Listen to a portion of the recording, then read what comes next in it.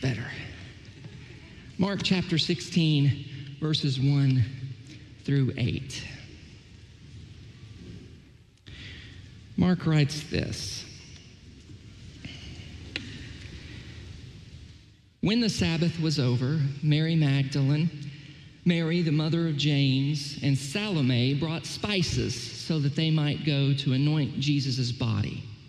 Very early on the first day of the week, just after sunrise, they were on their way to the tomb, and they asked each other, "Who will roll the stone away from the entrance of the tomb?" But when they looked up, they saw that the stone, which was very large, had been rolled away. As they entered the tomb, they saw a young man dressed in a white robe sitting on the right side, and they were alarmed. "Don't be alarmed," he said. "You are looking for Jesus, the Nazarene, who was crucified. He has risen. He is not here. See the place where they laid him. But go, tell his disciples and Peter, he is going ahead of you into Galilee. There you will see him, just as he told you." Trembling and bewildered, the women went out and fled from the tomb. They said nothing to anyone because they were afraid. The end of the Gospel of Mark is a little puzzling. Why would Mark leave the narrative hanging with a phrase like this, "For they were afraid"? This ending is a little bit problematic because we know there's more. We know that Jesus appears to the disciples and that the women do indeed tell about the resurrection. And so it seems like Mark should have gone further. And it's a mystery that scholars have tried to puzzle out for a while, as scholars do. But there's really no denying it. It seems that Mark really did end his gospel here. There are two other endings. Both of those endings show up only in much later manuscripts of Mark's gospel, and you might see in your Bible a line after verse 8, and then maybe an explanation saying something like the earliest manuscripts do not have verses 9 through 20. That's the longer ending. And then you might also have a footnote. I have a footnote in my Bible that includes the shorter ending that says some manuscripts have this ending following verse 8. But we know that Mark didn't write either of these. First, because the oldest manuscripts all end in verse 8. And second, because early church fathers like Clement or Origen, people who write about the Gospel of Mark early on, they show zero knowledge of verses 9 through 20. And then later church fathers like Eusebius, who know about the ending, also know that it's not original. And finally, we are confident Mark didn't write it because in many of the manuscripts where verses 9 through 20 are included, even then, they are marked as an addition. Isn't that interesting? Sometimes scribes would put a little asterisk or dots by something that they knew was added to a text. And so, clearly, the true ending is just in verse 8. They said nothing to anyone because they were afraid. And it's just such an odd ending that others tried to fill in the gaps.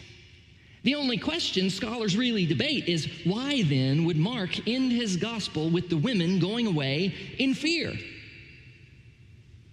It's not that we can't understand the fear of the women. Of course we can.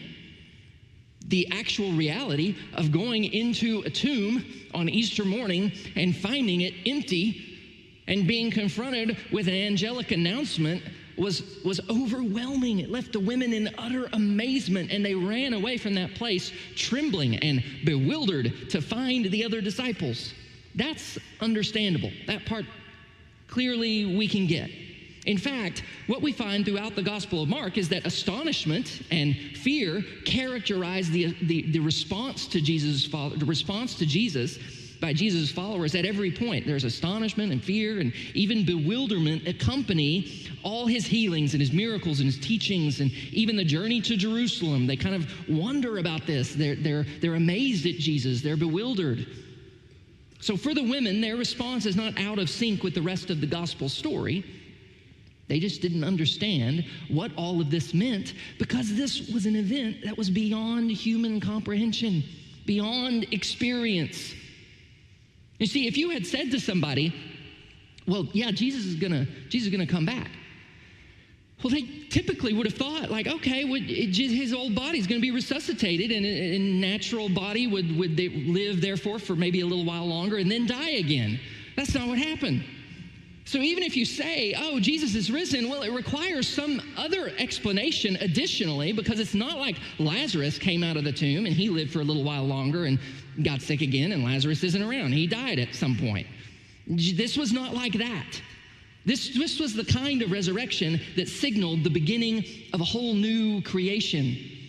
This was the kind of thing that Jewish people only expected, if at all, at the very end of history. There was no category for this. How could they begin to take all of this in? Of course, they were bewildered. So did they run into town and announce all this publicly as soon as they could? No, they ran away trembling and bewildered. But they did announce it to the other disciples, who were just as bewildered, and then they all kind of began trying to get their heads around it. That's how it happened. Do you know why that's how it happened? Because nobody was expecting a resurrection. Nobody at the empty tomb was standing there saying, this is exactly what I thought would happen. Do all these events line up exactly with my expectations, make perfect sense to us? No, because when Jesus died, that was it. It was over. Nobody was trying to, preserve the parables or debate his interpretations of the law. Because at the center of Jesus' message was that in himself, the kingdom of God had come near. In him, the kingdom was present wherever he went, because he was the king. Jesus was so much the center of his own message that nobody was trying to keep the movement going after he died. And the women who went to the tomb on Easter morning were certainly not expecting to find it empty, because they had spent a lot of money probably on the spices that they were taking to anoint a dead body. These were for anointing a dead body, spices that never got to be used because there was no body. And the fact that there was no body in the tomb is beyond question. Nobody ever disputes the fact that there was no body. Nobody disputes the fact there's no body. There you go. This is basically as solid a historical fact as anyone can establish. Of all the extra biblical writings that we have, this is fascinating. Pliny, the Roman governor, writes about Christianity. Tacitus, the Roman historian. Celsus was a critic of Christianity. Josephus, the Jewish historian. Justin is writing against kind of Jewish critics. Nobody ever disputes the empty tomb. The only alternative story that is ever offered is the story of the theft of Jesus' body. Think about that. That simply assumes and confirms the fact that the tomb was empty. So nobody ever debates that the tomb was empty. And Mark wants us to see and understand that he is giving us eyewitness testimony. That's why he tells us exactly who's there. Mary Magdalene, Mary the mother of James, and Salome. But if you read the last part of Mark's gospel carefully, you notice this is actually the third time that the women are mentioned. The third time, the same women. First, at the crucifixion. It says, some women were watching from a distance. Among them were Mary Magdalene, Mary, the mother of James the Younger, and Joseph, and Salome. And then at the burial, which is performed by Joseph of Arimathea, but then it says, Mary Magdalene and Mary, the mother of Joseph, saw where he was laid. Then at the empty tomb, he mentions all three women again. He does this for a very specific reason. Do you know why? Because these women were the only ones who were there to witness all three of those events in succession. That's it. Those three women, there were other witnesses to some of those events. Joseph of Arimathea witnessed the burial, obviously. There was a centurion at the crucifixion. Jesus' mother was watching from the crucifixion, but only three women were there to witness all three events: Jesus' death, burial, and empty tomb. All the other disciples had fled. And only these women, and actually only two of them, could serve as sources for all three. So he names them as eyewitnesses. First, at the death, he says three women were there, two Marys and Salome. Then at the burial, there was also 2 women. It was the Marys. And then 3 of them, the same 3 who were at this crucifixion, went to buy the spices and were headed to the tomb early on the first day of the week. Nobody else could bear witness to all 3 events except these women. And this is significant, of course. The fact that women are the first to find the tomb empty and hear the announcement of the resurrection, because no one would have invented this detail. No one. According to the Jewish historian Josephus, women could not give evidence in court. It wasn't accepted. The testimony of women was not accepted in Jewish court. And when the ancient critic Celsus wrote, he dismissed the resurrection as a fiction on the grounds that it had no credible witnesses, only half-frantic women, he says. Even the Gospels themselves in Luke 24 say the disciples weren't sure what to make of the testimony of the women. And finally, Paul, when he's writing to the mostly Gentile city of Corinth, skips over the women entirely as witnesses when he lists the witnesses to the resurrection in 1 Corinthians 15. The point is, no one would have invented a detail like this. It can only be explained on the grounds that it is factual. It's just how it happened. These women were the only ones to witness all 3 events in succession. But the tomb, as they saw it, was not completely empty, was it? As they entered the tomb, it says they saw something. They saw a young man dressed in a white robe sitting on the right side, and they were alarmed. And he said, "Don't be alarmed. You're looking for Jesus, the Nazarene, who was crucified." Literally, it's Jesus, the Nazarene, the crucified one. This is one of the first times Jesus' name is mentioned after the crucifixion, and now his name has this appellation on it. The crucified one is now who Jesus is. He is not here. He is risen. See the place where they laid him. But go, tell his disciples and Peter, he's going ahead of you into Galilee. There you will see him just as he told you.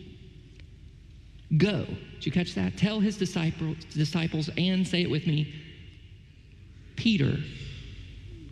Isn't that strange? Go tell his disciples and Peter. Okay.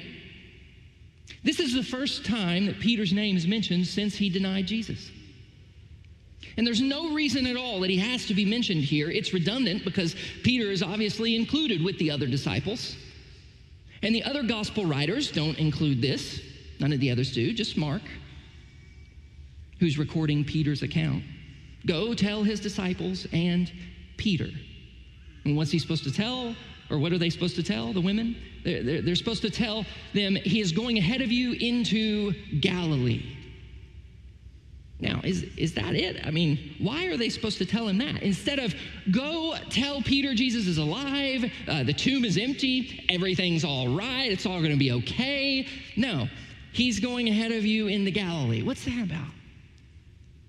This mention of Peter and Galilee takes us all the way back to the beginning of Mark's gospel. The first scene of the gospel where Jesus' ministry really begins in chapter 1 is Jesus walking beside the Sea of Galilee when he sees a fisherman named Simon, Peter. And he says to him, "Come, follow me."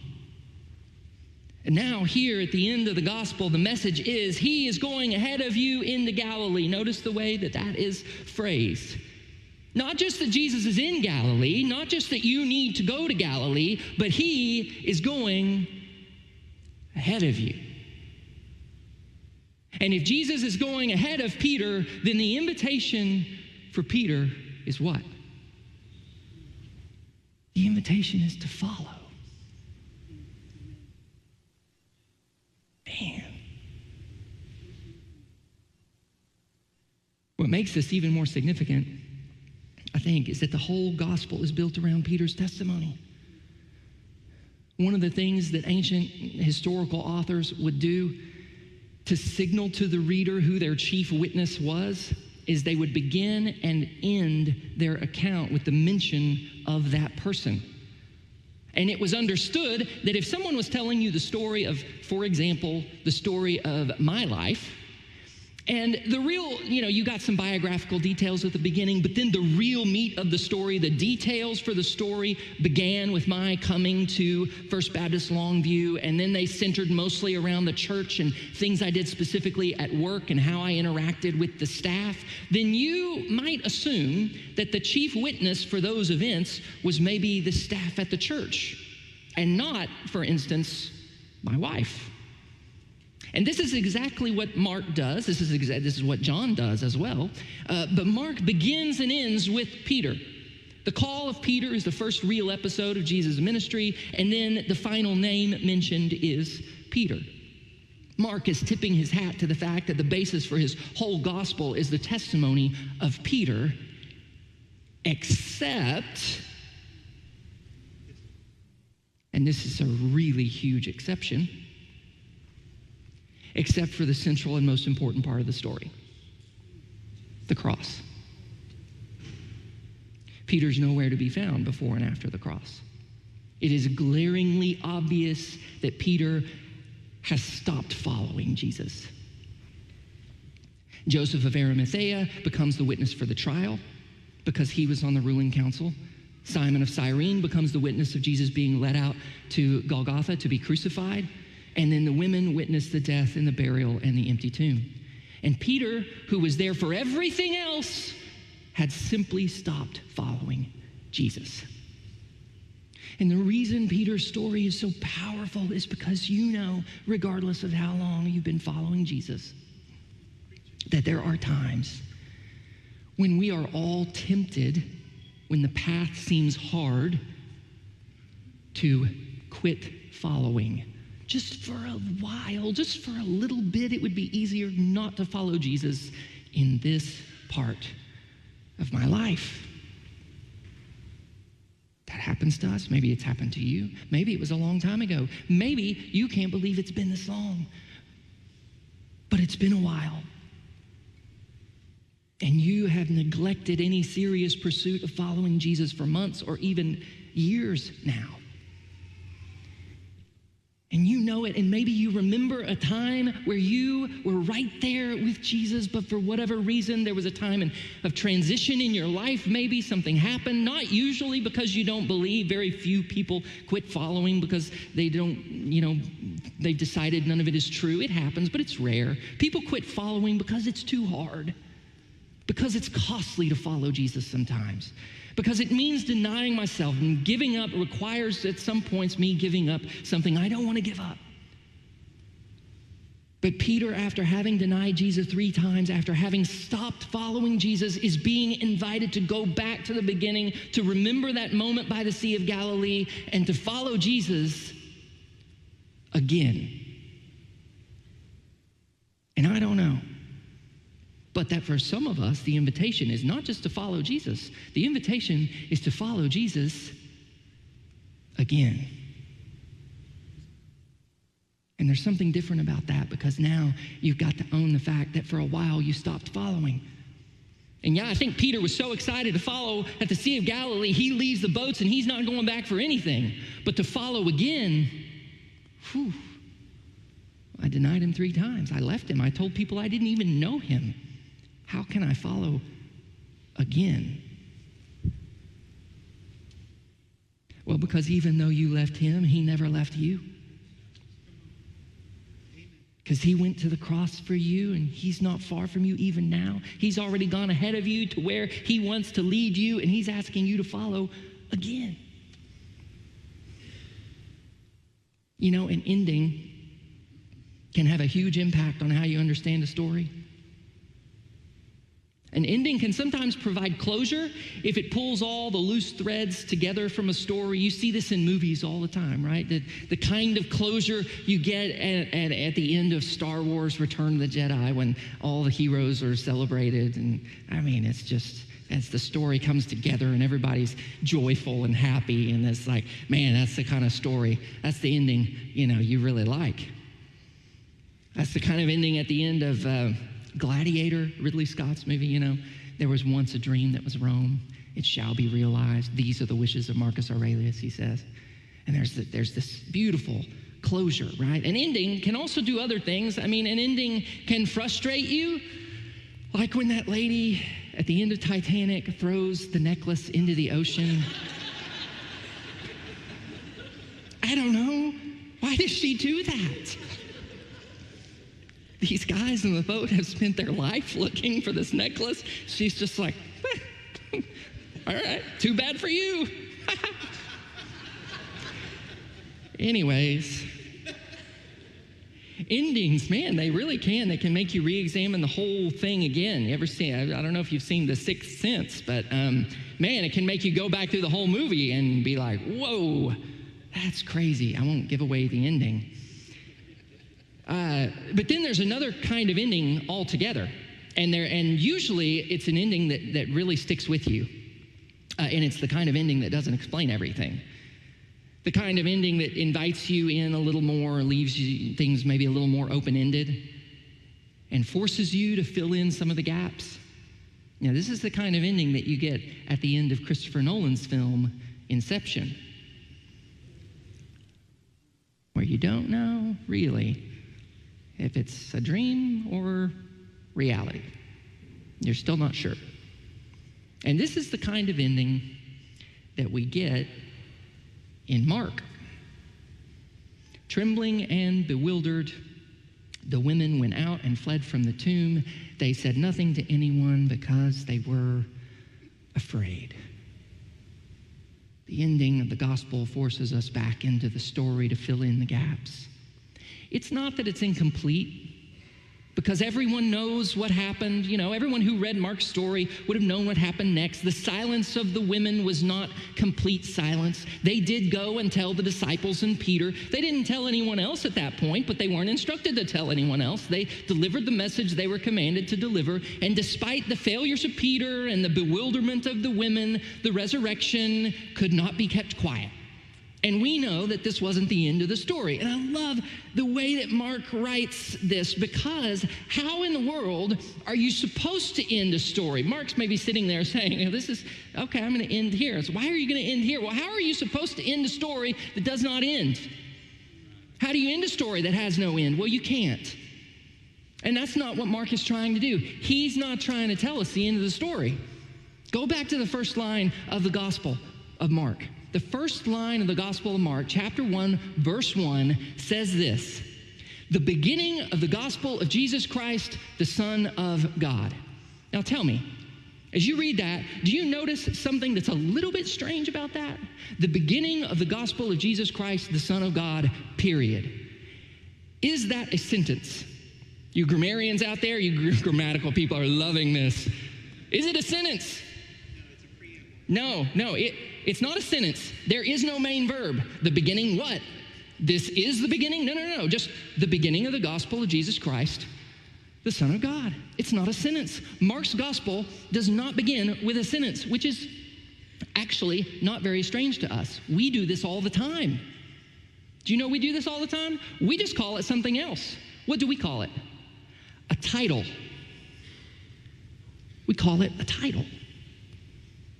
This is the title of Mark's gospel, the beginning of the gospel of Jesus Christ. So when Mark gets to the empty tomb, he stops not because he's at the end of the story, but because he has finally arrived at the end of the beginning of the story.